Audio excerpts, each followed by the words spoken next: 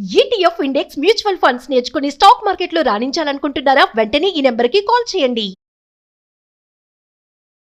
America ఆంక్షలు, సుంకాల నేపథ్యం. మరోవైపు విద్యార్థుల్ని రానివ్వకుండా అమెరికా తీసుకుంటున్నటువంటి చర్యల ఫలితంగా దాదాపు 50% భారతీయ విద్యార్థులు అమెరికా వెళ్ళడం ఈ విద్యా సంవత్సరంలో ఆగిపోయినట్టుగా కనిపిస్తుంది. దీనికి సంబంధించినటువంటి డేటా కూడా బయటకు వస్తుంది. అసలు ప్రస్తుతం అమెరికాలో పరిస్థితి ఏంటి? ఈ నియంత్రణల ఫలితంగా మన విద్యార్థులకు అక్కడ లభిస్తున్న భరోసా ఏంటి? దీన్ని విశ్లేషించే ప్రయత్నం చేద్దాం. మనతో పాటు ప్రముఖ ఎన్ఆర్ఐ యష్ బొద్దులూరి ఉన్నారు.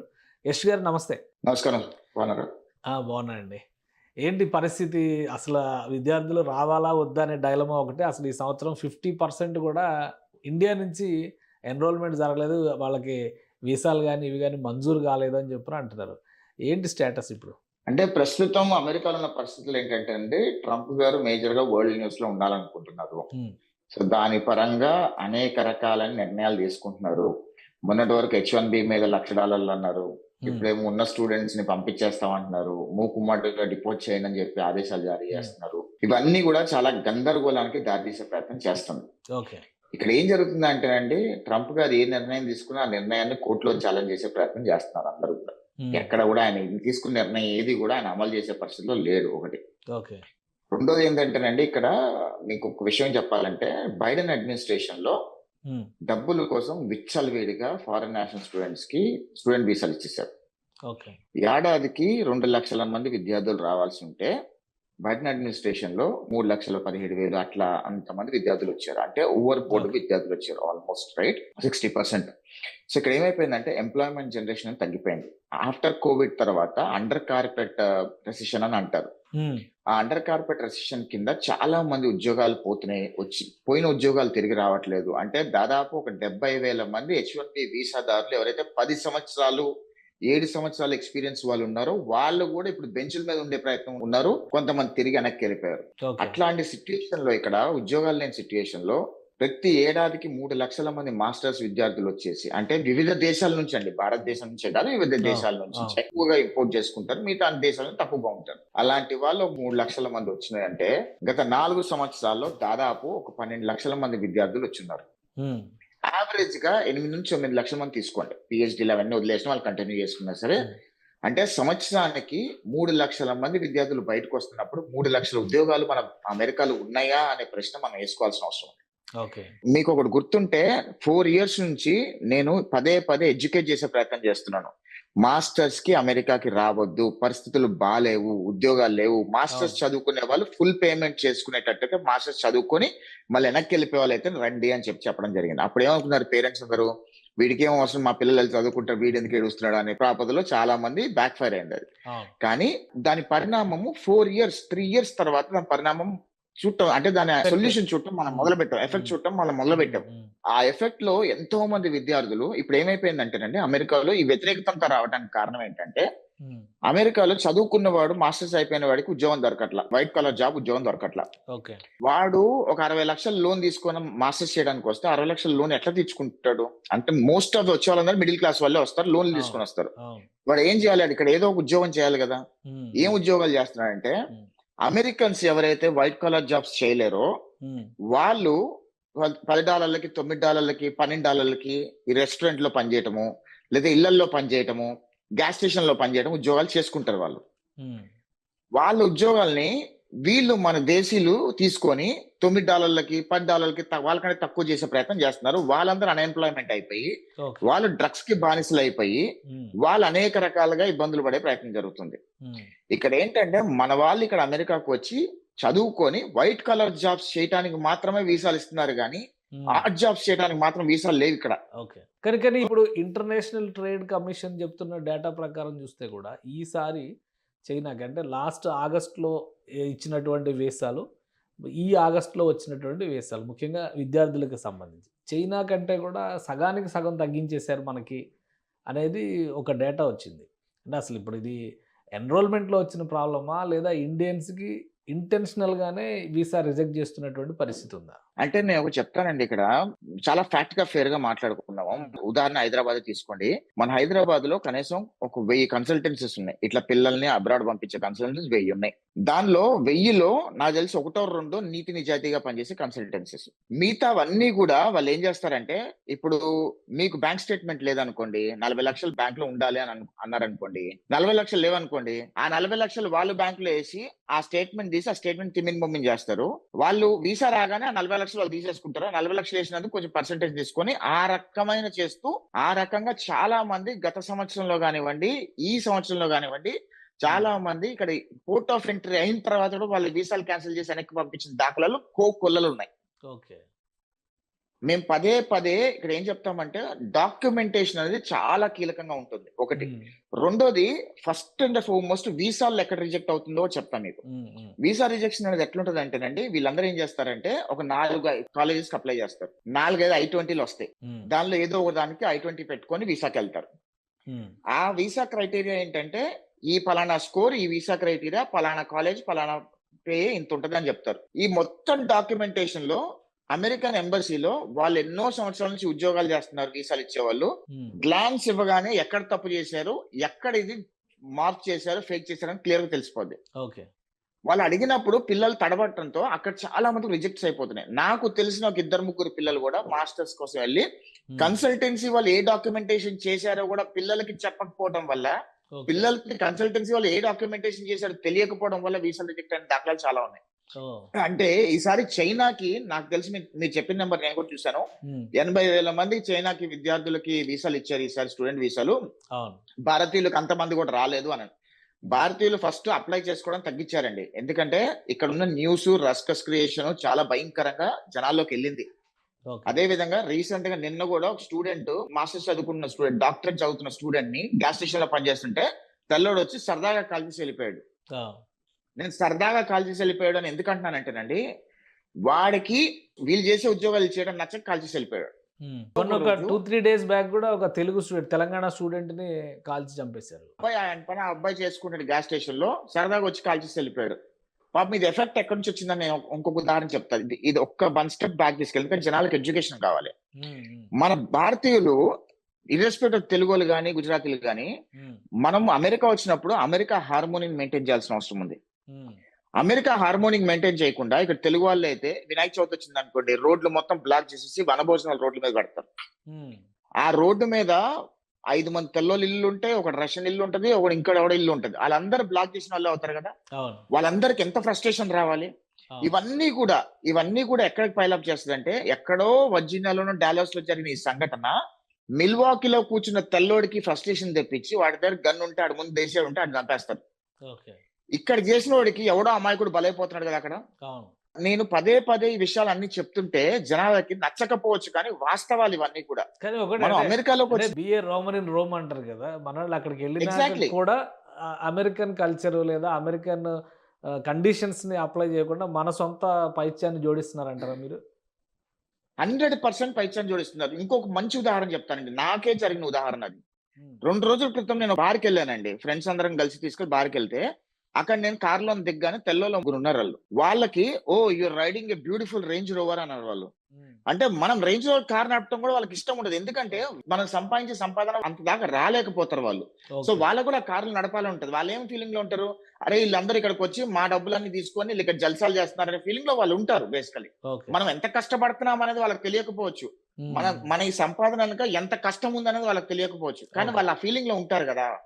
సో ఇవన్నీ కూడా ఒకదానికి ఒకటి ట్రంప్ వచ్చిన తర్వాత మరీ ముఖ్యంగా ఈ రెచ్చగొట్టం అనేది ఎక్కువైపోవడంతో, ఈ మన వాళ్ళకే ఉద్యోగాలు ఉండాలి, ఈ ఉద్యోగాలు బయట వాళ్ళు ఎందుకు తీసుకొస్తున్నారు, మన వాళ్ళని ఇప్పుడు ఫెడరల్ గవర్నమెంట్ లో last 3 days back federal government shut down కి ముందు కరెక్ట్ 1,00,000 ఉద్యోగాలు తీసేయమని చెప్పి ఫెడరల్ గవర్నమెంట్ కి ఆదేశాలు ఇచ్చాడు ట్రంప్. ఆ 1,00,000 ఉద్యోగులు అందరు పోయిన వాళ్ళందరూ కూడా రోడ్డు మీదకి వచ్చి ఏమంటున్నారు తెలుసా, ఇండియా నుంచో చైనా నుంచి ఎక్కడో వాళ్ళని తెచ్చుకునే బదులు, వాళ్ళకి అన్ని లక్షల జీతాలు ఇచ్చే బదులు మాకు దానిలో సగం ఇచ్చి మాకు నేర్పించి మేమే చేస్తాం కదా అని అంటున్నారు. అంటే ఆ మైండ్ సెట్ లోకి వచ్చేసారు అంటే ప్రమాదం ఎంత భయంకరంగా ఉన్నది కొద్దిగా అధ్యయనం చేసుకోవాల్సిన అవసరం మనందరి మీద ఉంది. కొద్దిగా ఈ సమయంలో మనందరం కూడా తగ్గి ఉండి, ఇంకొక మంచి ఉదాహరణ ఏంటంటే, అమెరికాలో ముస్లిం పాపులేషన్ చాలా భయంకరంగా వాస్ట్ గా పాపులేట్ అవుతున్నారు వాళ్ళు, కానీ వాళ్ళు ఎక్కడా కనపడట్లే అసలుకి. చాప కింద నీరులాగా వాళ్ళు ఏ రకంగా ఎక్స్పాండ్ అవుతున్నారు అనేది అసలు ఎవరికి ఊహించని సత్యం ఇది. నెక్స్ట్ 10 years లో అమెరికా కూడా ముస్లిం కంట్రీ అయినా, యూరోపియన్ లాగా ముస్లిమ్స్ డామినేషన్ అయినా ఆశ్చర్యపోవాల్సిన అవసరం లేదు. అంటే నేను ఉదాహరణ చెప్తున్నారంటారండి, వాళ్ళు అండర్ ద కార్పెట్ ఎంత ఎంత తెలిసి తెలియకుండా చప్పుడు కాకుండా ఏ రకంగా వెళ్ళిపోతున్నారో ఆ రకంగానే భారతీయులు కూడా అదే రకంగా ఉంటే మన డామినేషన్ అనేది చాలా అవసరమైనప్పుడు డామినేషన్ చూపిస్తే అది చాలా పలుకుబడిగా ఉంటుంది.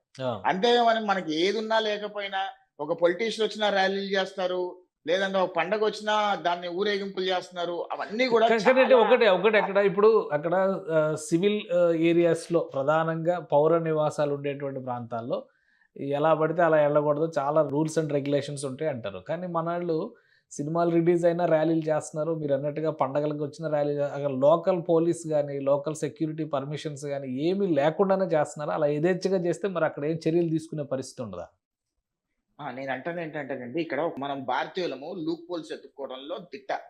అవునా, మీరు ఒప్పుకుంటారు ఆ విషయం? ఎక్కడున్నా సరే భలే లూప్ పోల్స్ ఎత్తుకుంటాం మనం. ఇక్కడ ఏం జరుగుతుందంటేనండి, ఉదాహరణకు ఒక సినిమా వచ్చింది, ఆ సినిమాని సెలబ్రేట్ చేసుకోవడానికి ఆ సినిమా థియేటర్ యాజమాన్యానికి పర్మిషన్ తీసుకుంటారు. ఏం చెప్తారు, మేము 2 గంటలు ఈ సినిమా టైంలో వస్తారు కదా, ప్రజలందరికీ టీ షర్ట్లు పంచుతాము, కొద్దిగా ఏదైనా చేస్తామని పర్మిషన్ తీసుకుంటారు. అదే జనాలందరూ రాగానే ఏమవుద్దంటే డీజే పెడతారు, దాని డాన్స్లు వేస్తారు, అల్లరి చేస్తారు, అక్కడ కొబ్బరికాయలు కొడతారు, కేకులు కట్ చేస్తున్నారు. ఆ థియేటర్ లో 12 స్క్రీన్లు ఉంటే ఒక స్క్రీన్ లోనే మన సినిమా నడుస్తుంది, మిగతా 11 స్క్రీన్లలో వేరే సినిమాలు వస్తున్నాయి. వేరే సినిమాలు చుట్టానికి కూడా వచ్చిన వాళ్ళు ఉంటారు కదా, వాళ్ళకు కూడా ఇబ్బంది కలిగించినట్టే కదా. మన వాళ్ళు ఏమంటారంటే, మేము పర్మిషన్లు తీసుకొని పేపర్లు ఎగరేసాము, పర్మిషన్లు తీసుకొని మేము పేపర్లు ఎగరేసిన తర్వాత మేమే క్లీనర్స్ పెట్టి క్లీన్ చేయించాము అని అంటారు.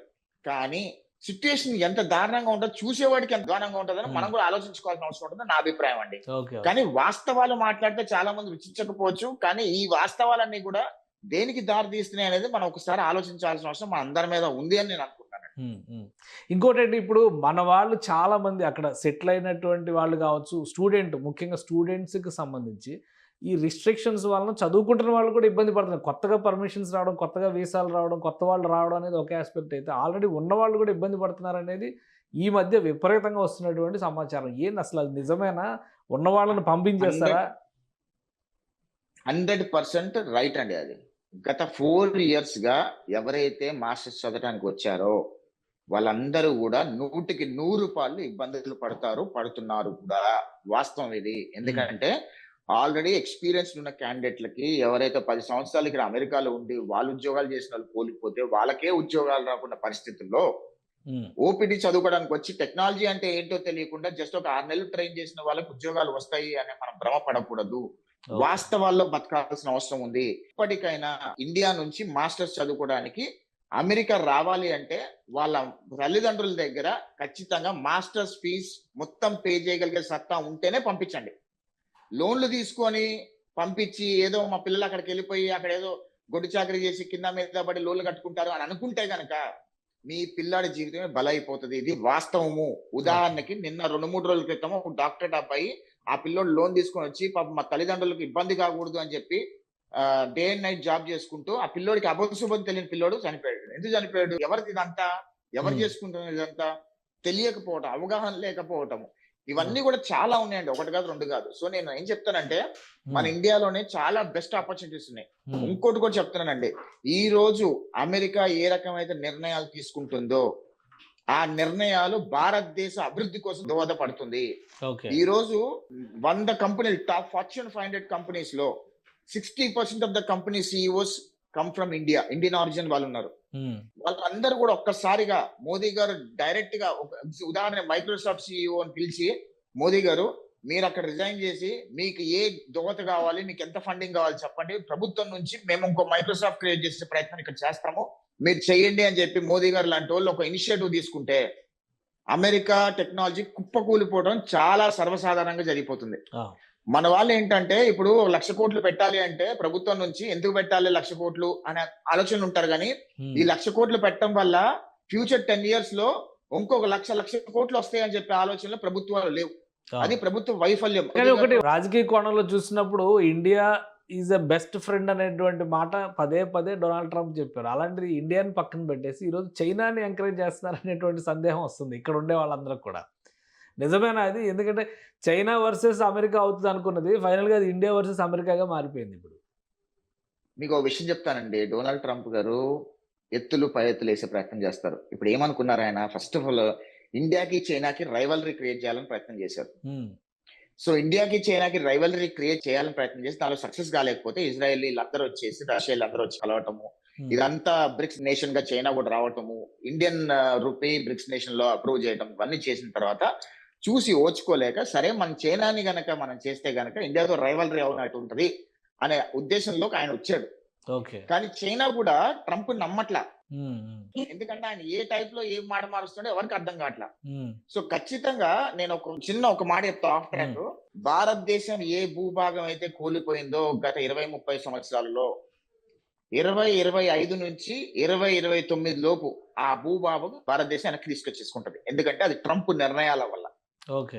భారతదేశ చాకచక్యం ట్రంప్ నిర్ణయాల వల్ల వచ్చి భూభాగం వెనక్కి తీసుకుంటారు. అంటే ఎందుకు చెప్తున్నానంటే ఈ మాట, ఖచ్చితంగా ట్రంప్ తీసుకునే నిర్ణయాలు ఇతర దేశాలకి, చైనా లాంటి వాళ్ళకి, రష్యా లాంటి వాళ్ళకి, ఇండియా లాంటి వాళ్ళకి వాళ్ళు అభివృద్ధి చెందడానికి దోహదపడుతున్నాయి. అది మంచి సుపరిణామం. So okay. అదే క్యాచ్ చేసుకొని pin to toe make in India తయారు చేయడం మొదలు పెట్టి, ఇప్పుడు చైనా ఏ రకంగా అయితే మొత్తం ప్రపంచం మొత్తం చైనా మీద డిపెండ్ అయిందో ఉమ్, అదే అవకాశం ఇప్పుడు మనకు కూడా వచ్చింది.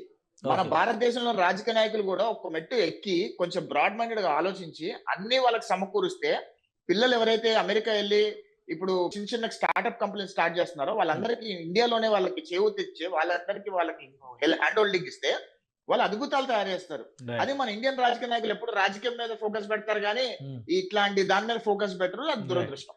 రైట్.